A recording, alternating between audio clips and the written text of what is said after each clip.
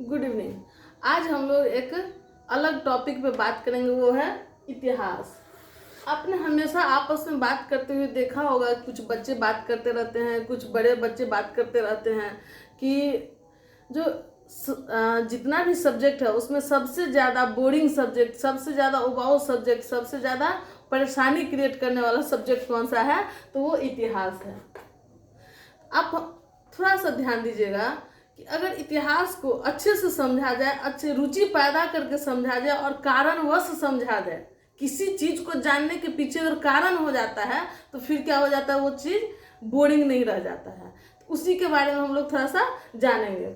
इतिहास को अंग्रेजी में क्या कहते हैं, हिस्ट्री कहते हैं। इतिहास के बारे में जानेंगे, इस हिस्ट्री के बारे में जानेंगे, इसकी उत्पत्ति के बारे में जानेंगे। हिस्ट्री शब्द आपको ग्रीक भाषा के हिस्टोरिया से लिया गया है। इस हिस्टोरिया का मतलब होता है वैसा ज्ञान जिसको जांच परख करने के बाद प्रमाणित किया गया हो, उस ज्ञान को हिस्टोरिया कहा गया है।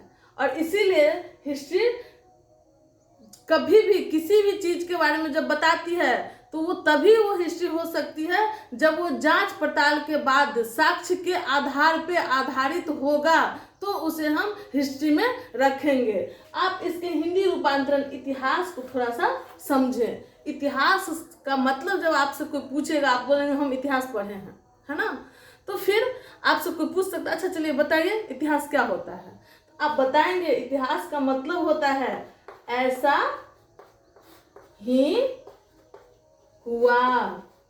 अब देखिए, आपको इस शब्द से ही पता चल रहा है कि बताने का काम कर रहा है जो व्यक्ति, ऐसा ही हुआ मतलब वो पूरी तरह से कॉन्फिडेंस बता रहा है कि जो हम कह रहे हैं उसको आप काट नहीं सकते हैं, क्योंकि आपको पहले ही बता दिए हैं कि इतिहास क्या होता है, साक्ष्य पे आधारित होता है, प्रमाण पे आधारित होता है। तो कोई पूछे इतिहास क्या है, आप बता देंगे ऐसा ही हुआ, जैसी जो घटना होती है उसी को हम इतिहास कहते हैं। क्योंकि तो वो पूछेंगे ऐसा ही का मतलब, ऐसा ही हुआ का मतलब, आप बोलिएगा कि जो भी घटना घटी उसका साक्ष्य है, वो सत्य है, इसीलिए वो इतिहास है। जब कोई घटना सत्य पे आधारित है या नहीं है, उसका साक्ष्य नहीं है, तब तक वो क्या रह जाएगा, कहानी की श्रेणी में हो जाएगा। आपने कई व्यक्ति से सुना होगा कि इतिहास को कहानी के रूप में देखो तो तुमको याद रहेगा।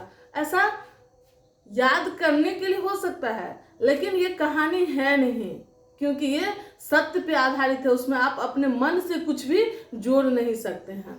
चलिए, अब हम जानते हैं कि इतिहास को जानने की आवश्यकता क्यों है। इस बात को भी जानना आवश्यक है, क्योंकि किसी भी चीज को हम क्यों जाने, हम आप जानते होंगे हमेशा लोग कहता है बीती हुई बात को छोड़ो, बीती हुई बात से हमेशा टेंशन होती है, और इसीलिए इतिहास को भी उबाऊ लोग समझते हैं, क्योंकि ये बीती हुई घटना की बात करती है।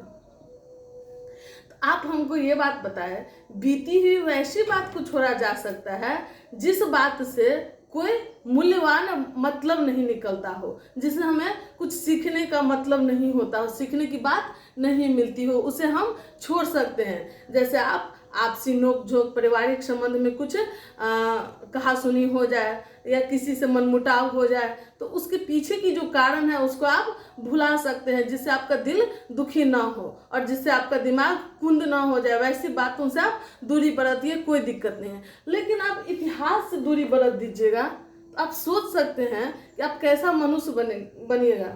जब हम अपना अतीत ही भूल जाएंगे तो फिर हमारा अस्तित्व ही समाप्त हो जाएगा। इतिहास क्या करती है, हमें हमारा अतीत को दिखा करके अपने अस्तित्व को जिंदा रखते हुए आगे का भविष्य तय करने का रास्ता बताने का काम करती है यही इतिहास। इसीलिए हमें इसे जानना बहुत आवश्यक है, और इसे अपने जीवन में जो मनुष्य नहीं उतारेगा वो अच्छा भविष्य निर्माण नहीं कर सकता है। इसीलिए इतिहास को जानना आवश्यक है। आप एक छोटी सी घटना से समझ सकते हैं। अगर एक उदाहरण स्वरूप बताते हैं, अगर आपके जीवन में कोई दिन ऐसा हो कि आप रात में सोए और आप भूल गए कि हाँ, हम अपने घर में सुरक्षा का जो तरीका है उसको नहीं अपनाए और भूल चूक वश हो गए, चोर आया सामान गायब, है ना। उस घटना अगर आपके जीवन काल का है तो उसको याद करके क्या दोबारा उसे रिपीट करेंगे आप? हमें उम्मीद नहीं है। कोई भी जीवन में अगर ऐसी घटना किसी की घटी होगी, कोई भी घटना, वो चोरी से संबंधित हो या किसी प्रकार के हादसा से संबंधित हो, तो दोबारा अपने जीवन में उस गलती को नहीं कर सकता है। लेकिन यही घटना आपके फादर के फादर या उनके फादर, है ना, मतलब आपके परदादा के जीवन में ऐसी घटना कुछ घटी हो, तो क्या हम लोग उनसे बात तो नहीं कर पाएंगे, क्योंकि कोई मनुष्य इतना लंबा नहीं जीता है। वैसी स्थिति में क्या करेंगे, तो किसी व्यक्ति के माध्यम से उनकी जो घटना जीवन में घटी हो उसको सुनेंगे, या फिर वो लिखित रूप से कोई साक्ष्य छोड़ गए होंगे तो उसको अध्ययन करके समझेंगे, और तब उस घटना से सचेत होकर के अपने जीवन में फिर से उसकी पुनरावृत्ति नहीं करेंगे। तो यहाँ इतिहास की आवश्यकता हुई हमको अपने जीवन को संभालने के लिए। सेम सिचुएशन है, वही है इतिहास कि हमको अपने जिंदगी को आगे चलाने के लिए सतर्क करती है। हमें जिंदगी को आगे चलाने का बीती हुई समस्या, बीती हुई घटना और बीती हुई अच्छी बातों से आगे उठने के लिए प्रोत्साहित करती है। अब देखिए प्रोत्साहन में आप समझ जाइए, आप अशोक महान का नाम सुने होंगे, आप शिवाजी का नाम सुने होंगे इतिहास में, आप अकबर के बारे में सुने होंगे। आप जानेंगे कि अकबर निरक्षर व्यक्ति थे, वो साक्षर नहीं थे। वैसी स्थिति में उन्होंने क्या किया, तो ज्ञान की बहुत इच्छा थी। अब बेचारा लिखना नहीं जानते थे, पढ़ना नहीं जानते थे, अब ज्ञान कहाँ से हासिल करे। उनसे पता चलता है, उनकी इतिहास जानने से पता चलता है कि वो विद्वानों की मंडली बुलाया करते थे, विद्वानों का सभा बुलाया करते थे, और उसके लिए एक अलग से कक्ष ही बना दिए थे।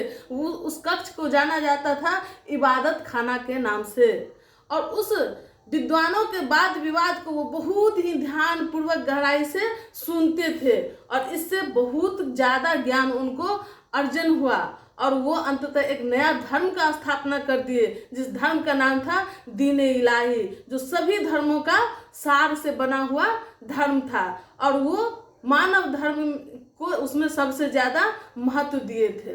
तो इससे क्या जानकारी मिलता है कि ज्ञान प्राप्त करने का मात्र और मात्र एक साधन नहीं है, जो आँख से पढ़ना, आँख और मुंह से पढ़ना और हाथ से लिखना, यही मात्र साधन नहीं है। कान से भी सुन करके एक महान विद्वान आप बन सकते हैं, और अकबर जैसे इस बड़ा साम्राज्य को चला सकते हैं। आप यहाँ दूसरा उदाहरण ले सकते हैं, वो है अशोक महान। आपने प्राचीन कालीन इतिहास में देखा होगा, वो उनकी जो प्रारंभिक इतिहास है वो काफी हिंसापूर्ण इतिहास है, लेकिन जो कलिंग युद्ध में वो सैकड़ों लोगों को मौत के घाट उतारते हैं, और कलिंग की मिट्टी जब लाल हो जाती है तो वो धर्म के राह पे चल जाते हैं, और वो धर्म के माध्यम से अपने विशाल साम्राज्य को एक लंबे वर्षों तक बनाए रखते हैं। इससे बताया जाता है कि धर्म की महानता क्या है। धर्म के आधार पे आप जो चाहिएगा वो कर सकते हैं। जब एक राजनीतिक रूप से आप धर्म के आधार पर साम्राज्य को सुरक्षित रख सकते हैं,